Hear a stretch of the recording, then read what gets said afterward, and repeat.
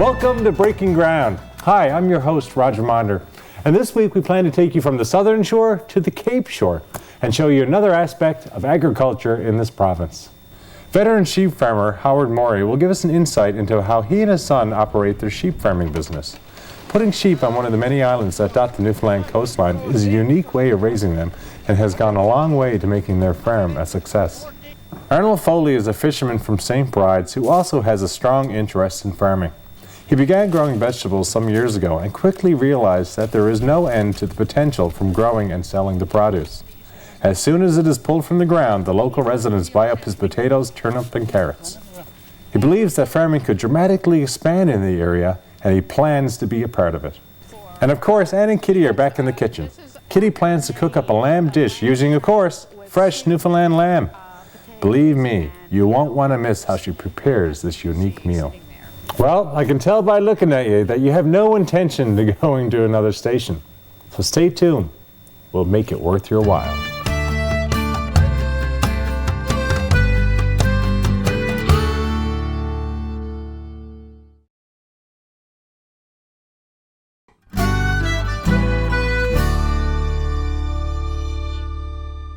Glad to see you're still with us.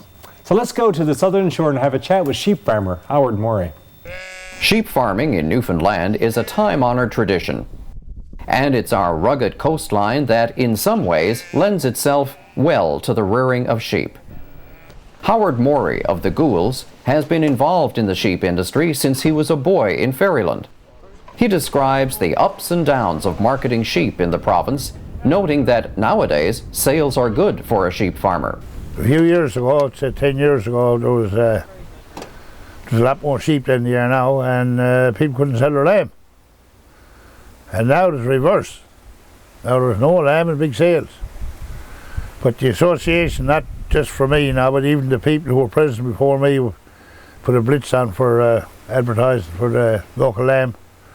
And I just picked it up as president, and we started advertising a few little grants and a few sample tastes at functions, and now she took off. I could sell 20 lambs a week without any exaggeration at all.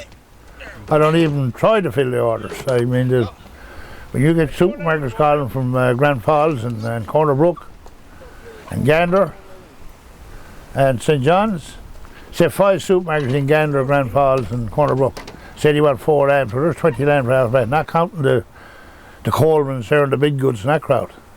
Now, I've never sold to Sobeys or Dominion, but the market's there too, but other fellas supply them. But I don't even try to fill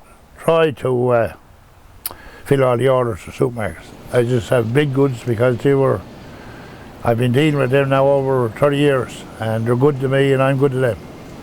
So they get their lamb every week regardless. People have a standing order for their legs of lamb and that, and I supply them. And I try to keep them going until next March. The rearing of sheep in Newfoundland and Labrador is another big concern. There are basically 2 choices, pasture land or offshore islands. With pasture land, coyote predation is a big concern and can be pretty discouraging. Gaskier's pasture on the Cape Shore is a good example. Gaskier's pasture, St. Mary's Bay, prime example. 1,200 animals about 4 years ago, 2,060. They lost roughly 20% of their animals that year on the pasture, so people got fed up and not going around sheep over the winter feeding them for the feed coyotes. But there are some bright spots, such as the pasture land in Aquafort. When that pasture opened first back in the probably 60s, I don't know exactly when it opened, I had nothing to do with it then because I was living down here. That was capable of holding 300 sheep or 400 sheep and probably upwards of 60 or 70 cows, which was a lot of animals. But last year, a couple of years ago, we had this new government, and they're kind of pretty good to us for pasture, to give me little grants. Like last year, we got enough money to do up the pasture land with chicken manure from the broiler industry. And the sheep population this year on Aquafort pasture is about 250, up from 90 last year, and there's grass enough there for the whole another 100. And this is because we got this little grant, 100% grant. Howard Morey also makes good use of another Newfoundland plus, and that's offshore islands. He has sheep on 2 islands near the southern shore. one off Burnt Cove and the other off Ferryland. It's a 35-acre island, and we've had as high as 180 animals now, which is a little too much, but a nice figure is 140. And then go out in August and take all your lambs out of it and cut down the numbers in the good end of November. But it's excellent because there's no coyote problem, no dog problem, and no people problem. People up there who live in on the shore, they're looking out at the island, and if anything goes on, they call me, which I've never had any problems yet. All the boat tour operators, that's a big attraction. Keep on an eye, oh boy, you know, we know it's something new, but it's not. We got our own boating engine, and take about 20 at a time. And just jump out on the beach in the spring, and we're out, we have a corrals rigged up out there. We have it fenced out the way that 4 people can do the work with 15 men like we took before, but now we got 4 men can go out and no problem. And it's a great island, but there's now the other island up in Ferryland is loaded with sheep too. That's got its complement on it, but I got sheep in Ferryland too, plus 2 other men. Howard Morey Jr. has been heavily involved with the Ship Island operation for years. He explains what happens before and after they take the sheep off the island.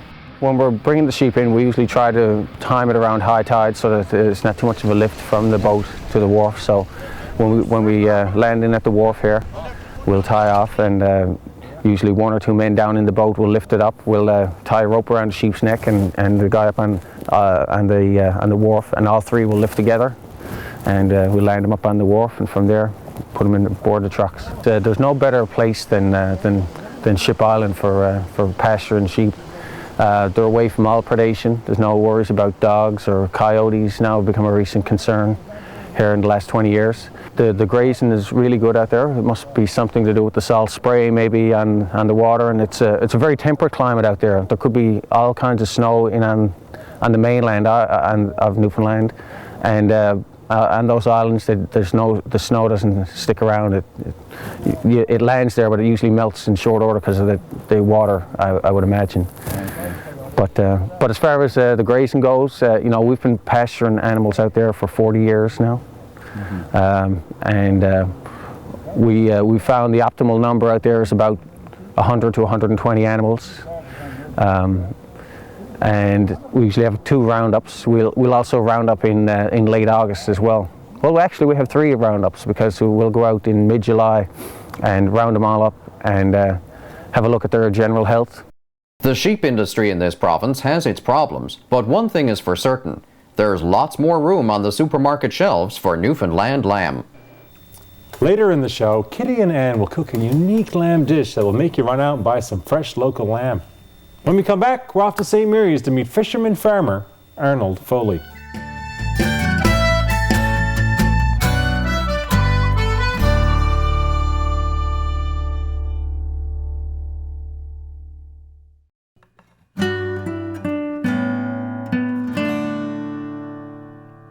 Arnold Foley of St. Mary's has a big problem with his small farming operation. He can't grow enough vegetables to satisfy the local demand. Let's have a look. Fishing and farming was a way of life for most everyone in Newfoundland and Labrador. Most everyone fished, and most everyone had a garden. The Cape Shore was often called the home of the fish. Fishing is still an important industry, especially since the Grand Banks are not too far away. Arnold Foley of St. Bride's is a crew member on a longliner and also has his own boat, which he uses for the inshore fall fishery. No, well, I just got the one boat now. I fish on another boat, the Night Stalker now. We fish, I'm a crew member on her, we fish offshore all summer. And then I got the little one there, I came in there today. And that's only a kind of an inshore thing for the fall. Just something mostly to fall back on, I suppose, for the, maybe later on in life, whatever. You know, you get too old for the Grand Banks, well. When it comes to the farming part of the picture, he remembers well what it was like when he was a kid. It was a had to do. You had to do it as a kind of survive, I suppose, or it was just a tradition. You had to have your own vegetables, and it wasn't something that we used to like to do then, but we were forced to do, and it wasn't much fun. Like everyone had their own horses and cows. Everyone had that. It was like it was a part of life. But when Arnold got older, he found he still liked the idea of growing his own vegetables. So with lots of land around, he grows any amount of vegetables and found that people in the area were willing to buy them. I always had my own vegetables, and I always liked it got to be a hobby, and the hobby got a little too big. I got kind of out of hand, I suppose. In around Conception Bay, I was always looking. Everyone had their gardens, everyone was selling them, so it didn't seem like it was a job to. And there was so much gardens in there, and so little people, but still they sold them. So I said, like, we have a big population out here, and we have lots of land, and when I kind of didn't have a fair idea about how to go about it, and I just started last year, and I sat I think it was 40 sacks of potatoes and 4,000 or 5,000 heads of cabbage and turnip and carrot, and they were gone fast. I could go take them out of the ground, they were gone. But Arnold has a problem. His problem is time, and the lack of it. Time is the big thing with the farming. I mean, you need, regards looking after them, like they got to be sprayed, they got to be, the weeds got to be took out, they got to be, you got to be use the tractor on them all summer. You need time to be with them. Like, to set them and walk away from, you're not going to have nothing to go back to. So that's why you really need someone there all the time. Having someone there all the time basically means there's an opportunity to develop several jobs in the community. HRDC has already helped with a youth training program. But like most things in present-day Newfoundland, labor is a concern. I'm sure there's lots of people that'll be interested in this, like, especially when they get to know how to run it. And it's a great thing if you're home around. It's a job.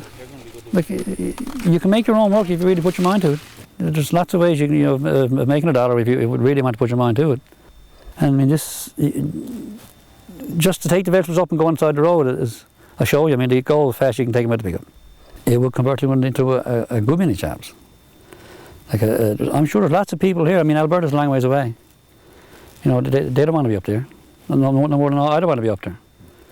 But and this is hard work too. It's not easy. It's hard work, but at least you're home, and it's good. It's good, clean work. And we'll give the last word to Arnold's daughter, Victoria, who helps with the weeding and the roadside market. What do the customers say about their fresh vegetables? They says how nice, big and soft the cabbage is, and how nice the potatoes are. Years ago, every community was dotted with gardens. Maybe it's time to get those gardens up and running again. Before we go to break, here's Anne to show you what's in store in her kitchen. How do you like the look of this? We've got a fabulous lamb recipe for you when we come back.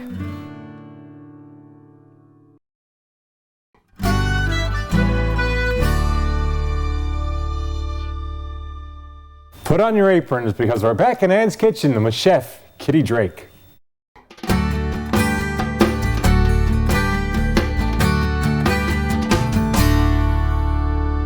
Hi everybody, I'm Ann Budgell. Welcome to my kitchen.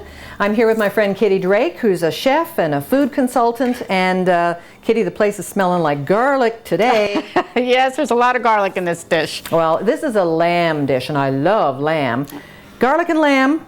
Perfect. Marriage made in heaven. Absolutely.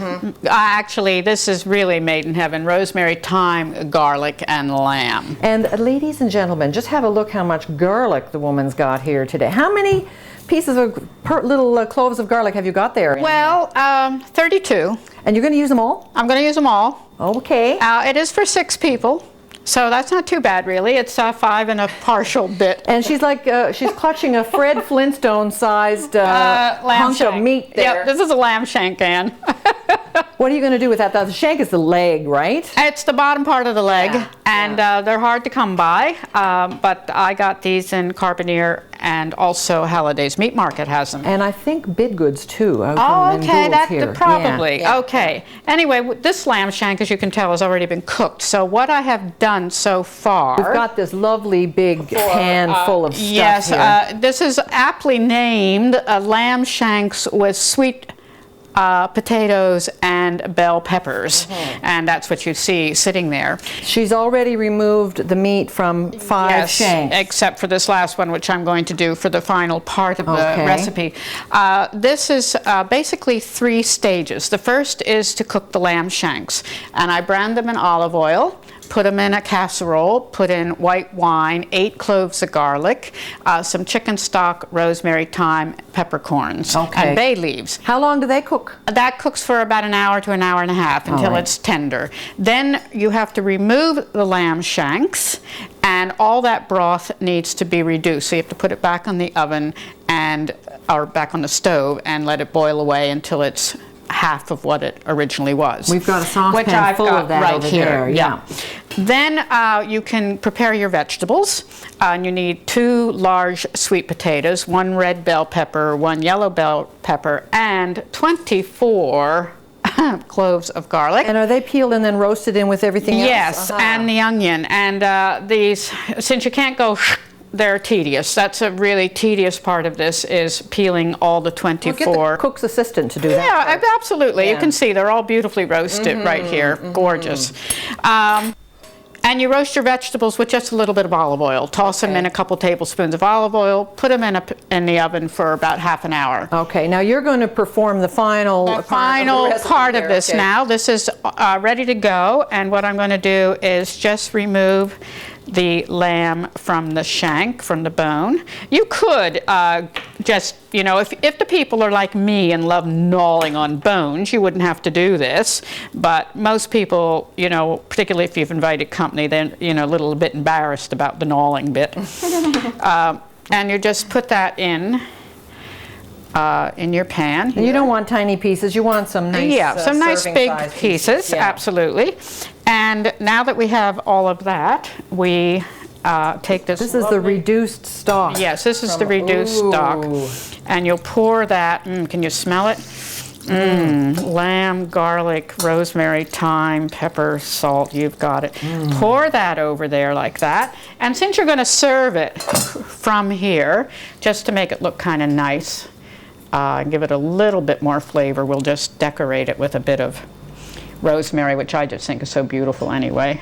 What happens to rosemary? It infuses things, doesn't it? Yes, you don't.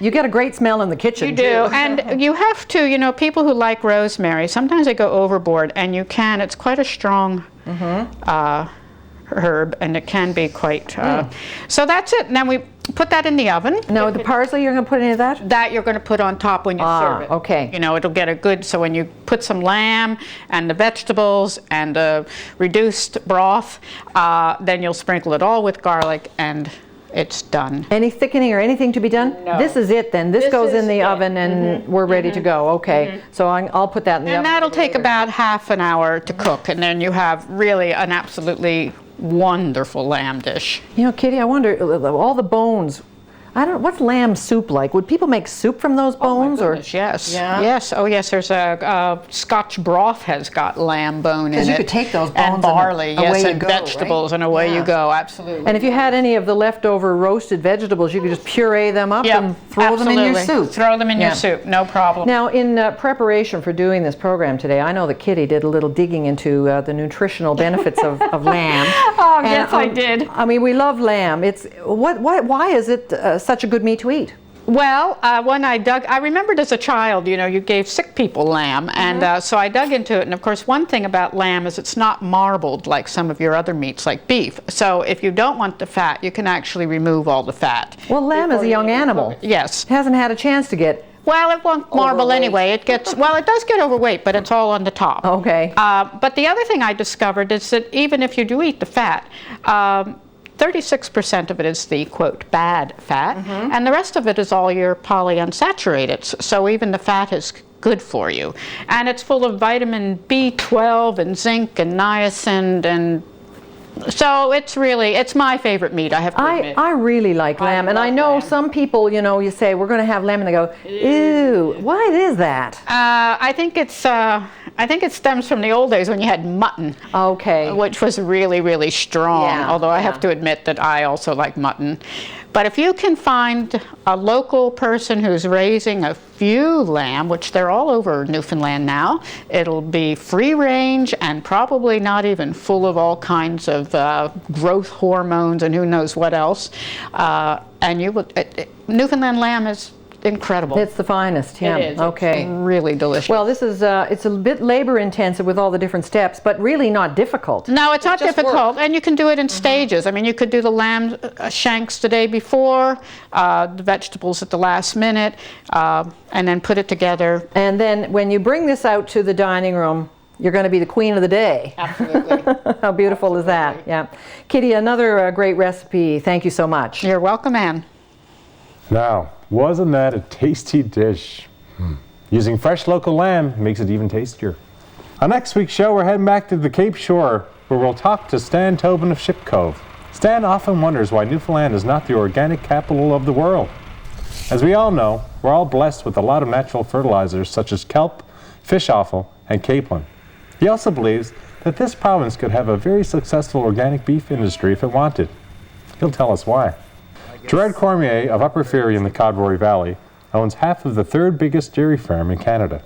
His partnership with Brent Chaffee in St. David's has shown that dairy farmers in this province are models for other dairy farmers in the country. He also strongly believes that their price management approach to dairy farming can be a template for other farming operations in this province. And Ann and Kitty will be back in the kitchen with some interesting things to do with the everyday potato. Well, I'm sure you enjoyed the show. Tune in next week for more of the same. See you then.